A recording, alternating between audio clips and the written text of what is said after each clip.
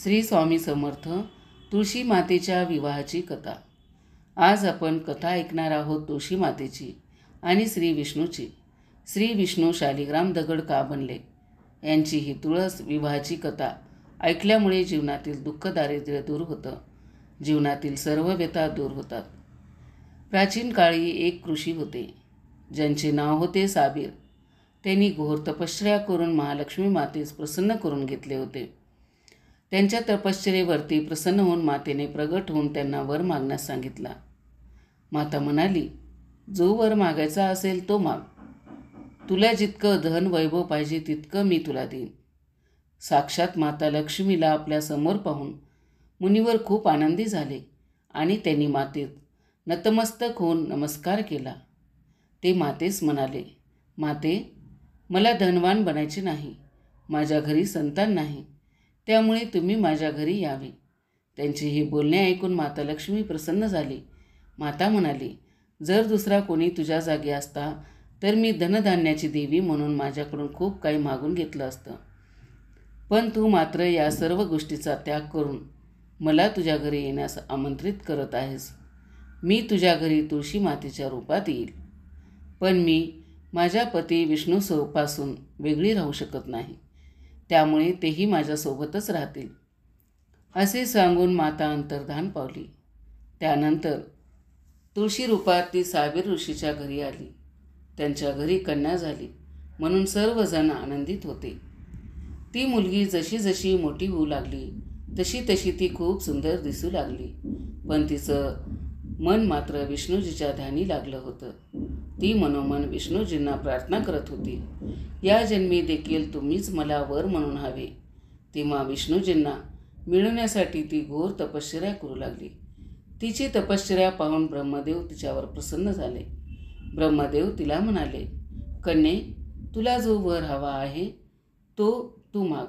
तेव्हा ती कन्या म्हणाली, मला असा वर द्या की श्री विष्णूच्या पायाशी मला स्थान भेटेल.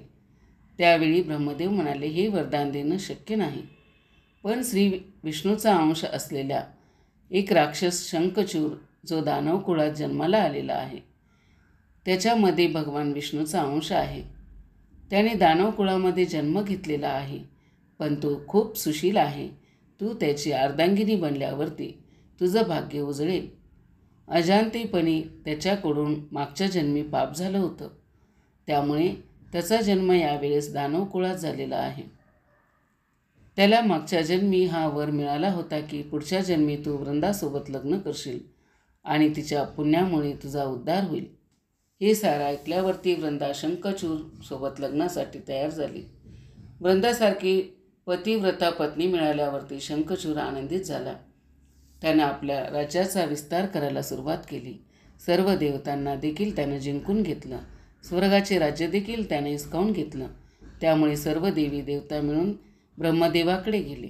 त्यांनी ब्रह्मदेवास विचारले की शंखचूराकडून आता आम्ही राज्य कसं घ्यावं. तेव्हा ब्रह्मदेवाने सांगितलं की त्यांच्या पत्नी वृंदा ही पतिव्रता आहे. त्यांच्यामुळे तिच्या पावित्र्याच्या जोरावरती तो यशाच्या शिखरावरती चढत आहे. जर त्याच्या पत्नीचे पावित्र्य भंग झाले तरच त्याला हरवणे शक्य आहे. तेव्हा यातून मार्ग काढण्यासाठी सर्वजण महादेवाच्या चरणी जातात. त्यांना सर्व वृत्तांत सांगतात. तेव्हा महादेव म्हणतात, मी जाऊन त्याला समजावतो आणि स्वर्गाचे सिंहासन पण मिळवतो. त्याप्रमाणे महादेव शंखचूरला भेटण्यासाठी येतात. ते त्याला समजावून सांगतात की तू स्वर्गाचे सिंहासन परत कर. पण शंखचूर तेव्हा सांगतो की मी हे सिंहासन युद्ध करून जिंकलेलं आहे. जर कोणी माझ्यासोबत युद्धामध्ये जिंकलात तर हे सिंहासन घेऊ शकता. तेव्हा महादेवाने त्याला समजावून सांगितलं की मी महाकाल आहे. तू माझ्यासोबत युद्ध करशील तर तुझं अपयश निश्चित आहे. पण शंखचूर मात्र आपल्या निर्णयावरती ठाम असतो. तेव्हा दोघेही युद्धासाठी सज्ज होतात. महादेवासोबत इतर देवांनीही युद्धासाठी सर्व तयारी केली, पण हे युद्ध मात्र जिंकणे शक्य दिसत नव्हतं, कारण सर्व देवतांनी आपले सारे अस्त्रशस्त्र वापरले, पण शंखचूर मात्र कशालाही जुमानत नव्हता. शंखचूर स्वतःला लुप्त झाला होता, त्यामुळे देवतांना हे कळत नव्हतं की वार कुणावर केला पाहिजे. शंखचूरच्या या लीला पाहून देवांनाही प्रश्न पडला की अशा प्रकारे शंखचूड हरू शकत नाही. आता यावरती मार्ग म्हणून सर्वजण भगवान विष्णूच्या घरी जातात.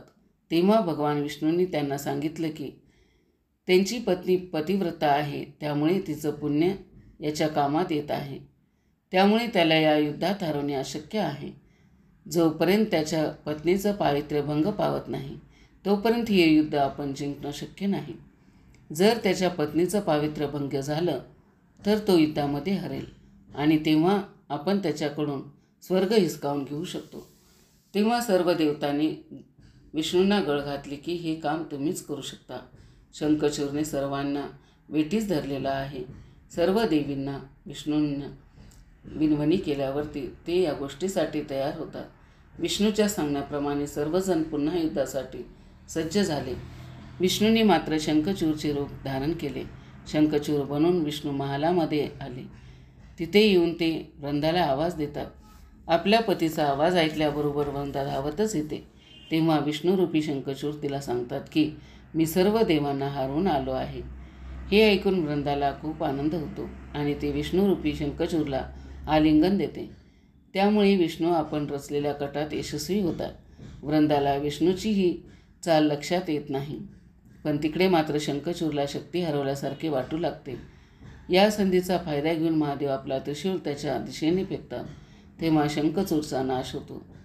जेव्हा शंखचूडाचा नाश होतो तेव्हा विष्णू आपल्या मूळ रूपात येतात.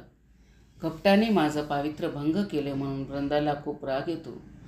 ती क्रोधाने विष्णूंना दगड बनवण्याचा शाप देते. तेव्हा विष्णू शालिग्राम नावाचा दगड बनतात. तेव्हा विष्णू वृंदाला सांगतात की तुझा हा शाप वरदानापेक्षा कमी नाही. तुझा आणि शंखचूडचा उद्धारासाठी मला हे करावं लागलं. तुम्हा दोघांना मला शापमुक्त करायचं होतं. तू आता शरीराचा त्याग करून तुळशीच्या रूपात जन्म घेशील आणि माझी पूजा तुळशी दलापासून होईल. मी शालिग्राम दगड बनेल. माझ्या मुकुटावरती नेहमी तुझं स्थान असेल. मी शालिग्राम दगड आणि तू त्याच्यावरती तुळस असशील. जेही तुझ्यासोबत माझे पूजन करेल त्यांचं सर्व दुःख दारिद्र्य नष्ट होईल. देव उठणे एकादशीला मी तुझ्यासोबत विवाह करेन. शंखचूडलाही मी आपल्यासोबतच जागा देईन. तुझ्या पतीच्या हड्याचं चूर्णापासून शंखाची उत्पत्ती होईल. त्या शंखापासून माझी तसेच इतर देवांची पूजा आराधना केली जाईल. जिथे हा शंखध्वनी असेल तिथे मी विराजमान असेल. तू मागच्या जन्मी बद्रीवनात मला मिळवण्यासाठी तपश्चर्या केली होती. आता पुढच्या जन्मी मी नारायण रूपात बद्रीनाथ वनामध्ये स्थापित होईन. तिथे माझी पूजा ही फळाफुलांनी न होता तुळशीने होईल. माझ्या मुकुटावरती तू विराजमान होऊन माझ्यापेक्षाही श्रेष्ठपद प्राप्त करशील. एकादशीला जोही आपला विवाह करेल त्याच्या जीवनात कधीही दुःख येणार नाही. तेव्हापासून शालिग्राम दगडसोबत तुळशीचा विवाह केला जातो.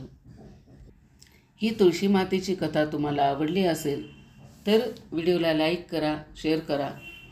चॅनलवरती जर नवीन असाल तर चॅनलला सबस्क्राईब करा. श्री स्वामी समर्थ.